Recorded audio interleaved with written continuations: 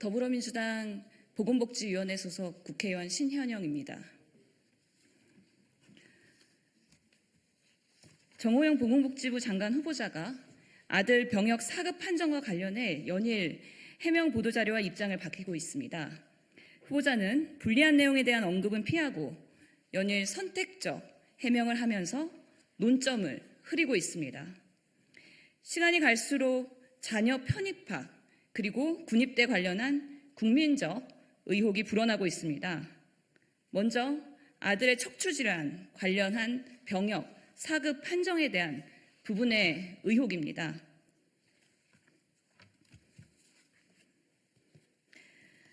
아들의 척추질환의 진단명이 3번 바뀌는 부분의 의혹입니다. 2013년 허리 통증으로 경북대병원의 정형외과 진료에서 처음 진단명은 L5S1 디스크 익스트루전입니다. 한국말로 하면 요추 5번과 천추 1번의 디스크 돌출이라고 할 수 있겠습니다.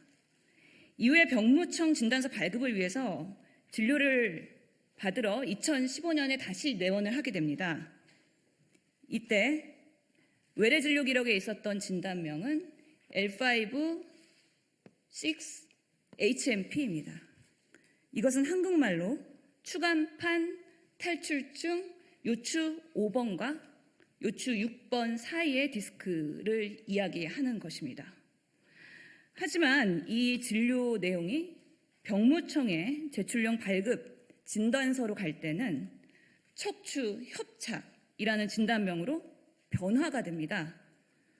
같은 증상으로 진료를 보는데 3번의 진단 이름의 차이가 있습니다.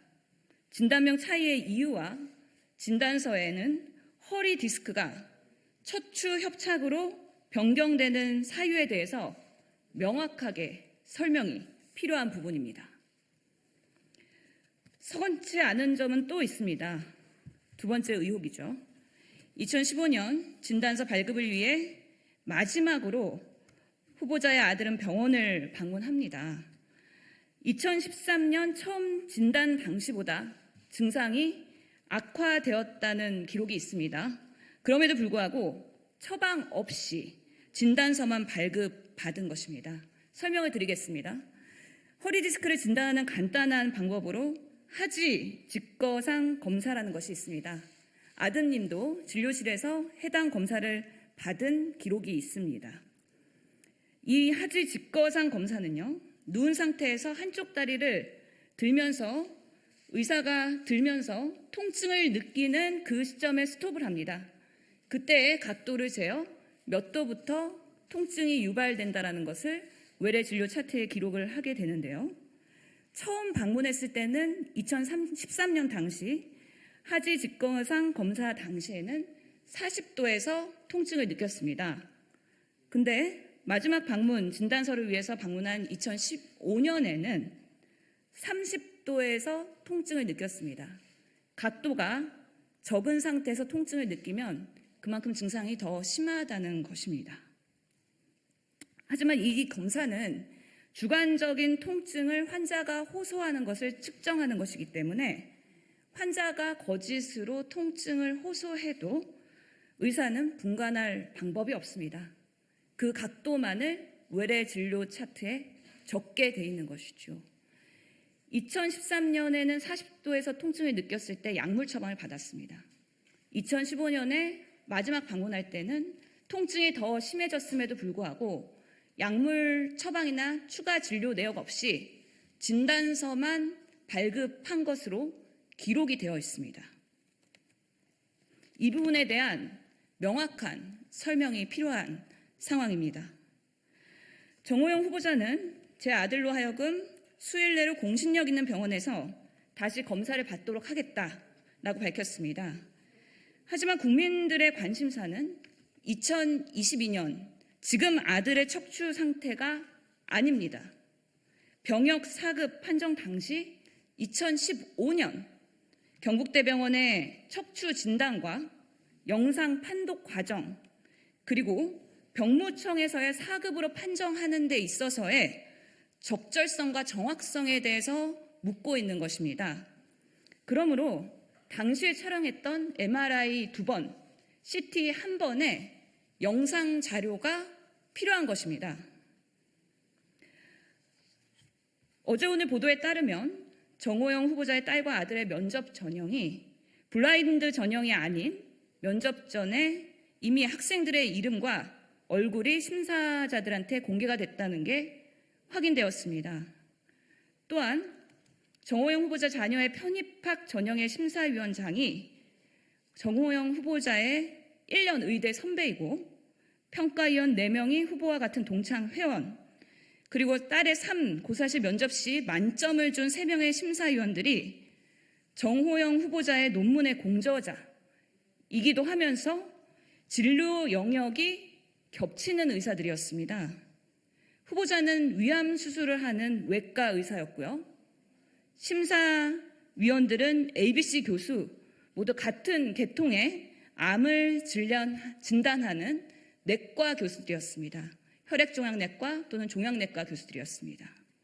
같은 소화기 계통의 암을 치료하기 위해서 협업이 필요한 것은 병원에서는 일반적인 상황이라고 말씀을 드리겠습니다. 또한 오늘 아들의 논문 표절 문제까지 보도가 되었습니다. 그동안의 후보자의 해명과는 정반대의 사실들이 속속 드러나고 있는 것입니다. 이런 정황으로 후보자의 아들 병역 4급 판정과 관련해서도 품앗이나 끼리끼리 뒤봐주기 같은 잘못된 관행이 작동한 것은 아닌지 의혹은 커질 수밖에 없습니다. 이에 대한 명확한 검증이 필요합니다. 국민들께서는 설사 불법이나 위법이 아니더라도 정호영 후보자들의 자녀들이 아빠 찬스란 특혜를 받은 것이 아닌지, 그렇다면 장관 후보자가 가져야 할 도덕성에 심대한 흥결이 있는 것은 아닌지 묻고 계시는 것입니다. 특히 사회적 약자를 배려하는 정책을 입안해야 되는 보건복지부 장관, 수장으로서 과연 적절한 면모를 가졌는지 스스로 돌아봐야 할 것입니다. 정호영 후보자는 국민의 눈높이 앞에 좀 더 자세를 낮춰야 할 것입니다. 기존 진단 결과가 객관적으로 의심할 여지가 없다라고 하거나 추가 검증 절차도 후보자가 본인이 방식을 정하고 통보하는 그런 오만한 태도에 후보자 본인의 셀프 검증 태도는 국민들께서 납득하실 수 없습니다. 국민들에게 오만하게 비춰질 수 있습니다. 정호영 후보자는 국회에서 병원을 지정하면 과거 MRI 자료를 지참하고 아들의 척추 검증을 다시 받겠다고 했습니다. 다시 한번 말하지만 국민들이 궁금해하시는 것은 후보자 아들의 2022년 척추 상태가 아닌 2015년 4급 판정 당시에 척추 진단 그리고 영상 판도 4급 판정 과정에서의 공정성과 투명성입니다. 이에 대한 의혹을 해소하기 위해서라도 MRI, CT 영상 자료 지금 지체 없이 국회에 제출하시기 바랍니다. 이상입니다. 추가 질문에 대해서는 백브리핑 자리에서 말씀을 드리도록 하겠습니다. 이상입니다.